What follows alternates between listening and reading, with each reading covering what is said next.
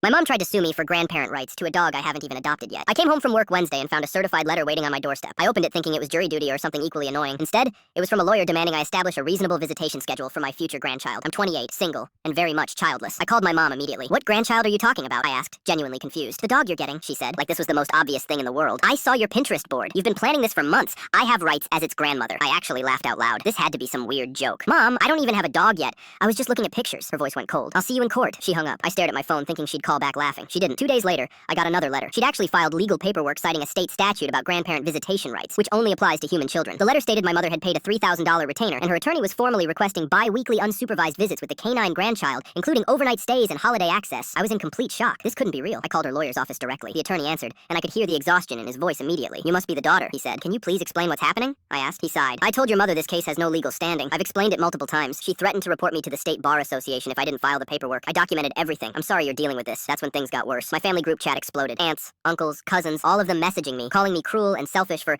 keeping her grandchild away from her. I posted in the chat, "Everyone needs to understand something. There is no dog. I do not own a dog. I have never owned a dog. I was looking at pictures online." My mom replied within seconds. "You liked a photo of a golden retriever on Instagram 3 weeks ago. You commented 'so cute' with a heart emoji. That demonstrates clear intent to adopt." Then my cousin Amanda sent a message that made my blood run cold. "Why are you lying? She literally showed us the nursery she set up at her house. There's a crib and everything." I typed back, "A crib? For a dog?" Amanda sent a photo. It was a fully decorated room in my mom's house with a dog bed, a wooden crate, monogrammed food bowls, and framed photos on the walls. I zoomed in on the photos. They were pictures of golden retrievers, photoshopped with my face next to them, like we were a family. I got in my car and drove straight to my mom's house. She answered the door, smiling. "I knew you'd come around. Show me this room," I said. She led me upstairs proudly, like she was giving a tour of a museum. The room was worse in person. She had a changing table covered in dog toys, a bookshelf filled with training manuals, a rocking chair in the corner. On the wall was a wooden sign that said, "Theodore's room," with little paw prints painted around it. "Who the hell is Theodore?" I asked. "Your son," she said. "Well, my grandson. I picked the name myself. It's dignified." "Mom, Theodore doesn't exist. There is no dog." She walked to her dresser and pulled out a custom leather collar, engraved with the name Theodore and the phrase, "Grandma's special boy." "I've already told the neighbors," she said.